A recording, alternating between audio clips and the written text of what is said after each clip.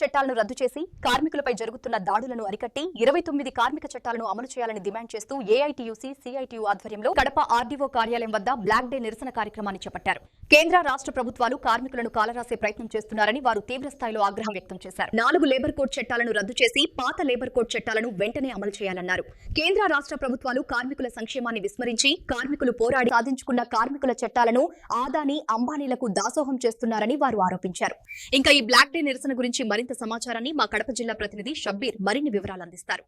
కార్మికుల సమస్యలు పరిష్కరించాలని డిమాండ్ చేస్తూ దేశవ్యాప్తంగా కార్మిక సంఘాల ఆధ్వర్యంలో ఆందోళన కార్యక్రమాన్ని చేపట్టారు. ఈ ఆందోళన కార్యక్రమంలో భాగంగా కడప ఆర్డీఓ కార్యాలయం వద్ద పెద్ద ఎత్తున ఉద్యమాన్ని ఉధృతం చేస్తున్నారు. ప్రస్తుతం మనతో మాట్లాడి కార్మిక సంఘాల నాయకులు ఉన్నారు. వాళ్ళని తెలిసిన ప్రయత్నం చేద్దామన్నా. చెప్పండి, ఈ బ్లాక్ డే కార్యక్రమం ఎందుకు చేపట్టారు? ప్రధానంగా మీరు ఏమైనా డిమాండ్ చేస్తున్నారు? ఈ దేశంలో ఒక నరహంతక ముఠా రాజ్యం వెళ్తా ఉంది. ఆ నరహంతక ముఠా ఈ దేశం స్వాతంత్ర సముపార్జన కోసం పోరాడి సాధించుకున్నటువంటి కార్మిక వర్గం, కర్షక వర్గం పైన ఉప్పేట దాడి ప్రారంభించింది. అందులో భాగంగానే రైతులకు వ్యతిరేకంగా నల్ల చట్టాలు, కార్మికుల నడ్డి విడిచేదానికి సంబంధించి బలిదానాలతో ఆత్మార్పణలతో సాధించుకున్నటువంటి 44 రకాల చట్టాలలో 29 చట్టాలను కాలరాసి వాటి స్థానంలో 4 లేబర్ కోడ్స్ తీసుకొస్తానని చెప్పి ఇవి కార్మిక వర్గానికి శ్రేయస్కరం అని చెప్పి బుకాయిస్తూ కార్మికుల నడ్డి విరుస్తూ ఉన్నారు. కార్మికులకు సంబంధించి బానిసలుగా మార్చేటువంటి వ్యవహారానికి శ్రీకారం చుట్టారు. ఈ చట్టాల వలన ఉన్నటువంటి చట్టాలు పోయి, ఉన్నటువంటి హక్కులు పోయి ఈ రోజు కొత్త రకమైన సమస్యలు సృష్టించబడతా ఉన్నాయి. పనిచేసేటువంటి హక్కు ప్రశ్నార్థకమైతా ఉన్నది.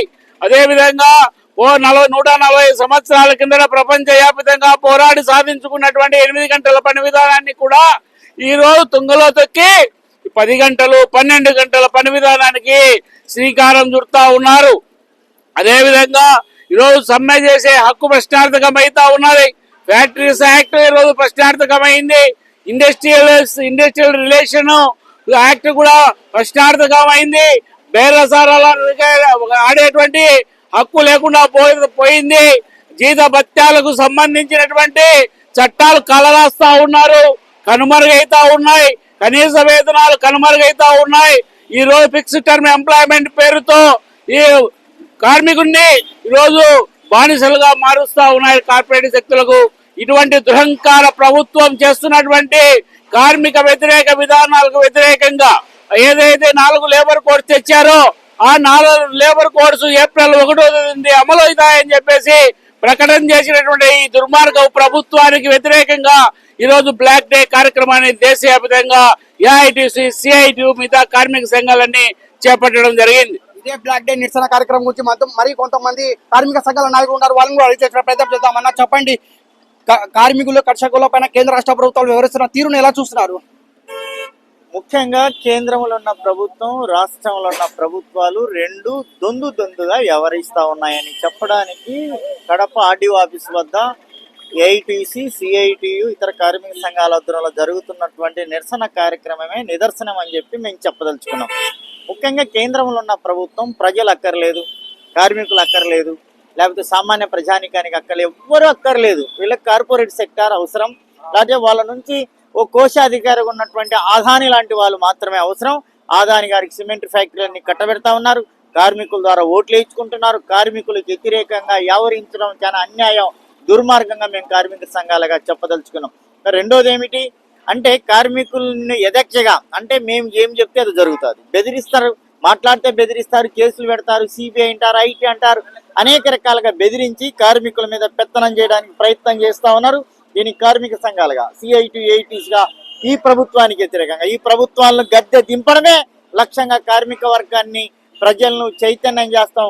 ఈ కార్మిక కోడ్స్ చాలా దుర్మార్గమైనట్టు, అడగడానికి లేదు, మాట్లాడడానికి లేదు, ప్రశ్నించడానికి లేదు, పోరాటం చేయడానికి లేదు, సమ్మె చేయడానికి లేదు. ఇట్లాంటి అన్యాయమైనటువంటి లేబర్ కోడ్స్ ను రద్దు చేసి కార్మికులకు పాత చట్టాలను అమలు చేయాలని మీ ద్వారా ప్రత్యేకంగా కార్మిక సంఘాలుగా చెప్పదలుచుకున్నాం.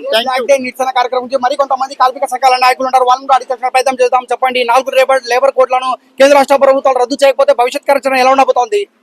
ఈరోజు రాష్ట్రంలో కానీ కేంద్రంలో కానీ మోడీ ప్రభుత్వం అలాగే చంద్రబాబు నాయుడు ప్రభుత్వం కార్మికుల యొక్క సంక్షేమాన్ని విస్మరించినాయి.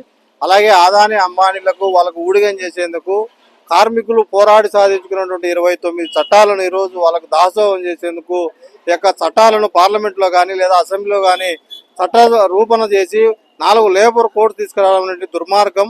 ఈరోజు దేశవ్యాప్తంగా రాష్ట్ర వ్యాప్తంగా ఒక పక్క కార్మిక సంఘాలన్నీ కూడా మీరు తీసుకొచ్చిన లేబర్ కోడ్స్ ఏ విధమైనటువంటివో కార్మికులు వివరించాలని చెప్పి దొంగ తిరిగి కూడా ఈరోజు తప్పించుకునే పరిస్థితి ఉంది. భవిష్యత్తులో ఇలాగే ఉంటే కార్మికుల యొక్క అగ్రహానికి మోడీ చంద్రబాబు ప్రభుత్వాలు గురికాక తప్పదని చెప్పి ఏఐటీయూస్ గా హెచ్చరిస్తున్నాం. వెంటనే కేంద్ర రాష్ట్ర ప్రభుత్వాలు కార్మికుల పైన తీరు వెంటనే మార్చుకోవాలని, లేని పక్షంలో పెద్ద ఎత్తున ఉద్యమాలను ఉధృతం చేస్తామని చెప్పి కార్మిక సంఘాల నాయకులు హెచ్చరిస్తున్న పరిస్థితి. కెమెరా పర్సన్ అందరితో షబ్బీర్, శ్రేష్ టీవీ న్యూస్, ఉమ్మడి కడప, అన్నమయ్య జిల్లా.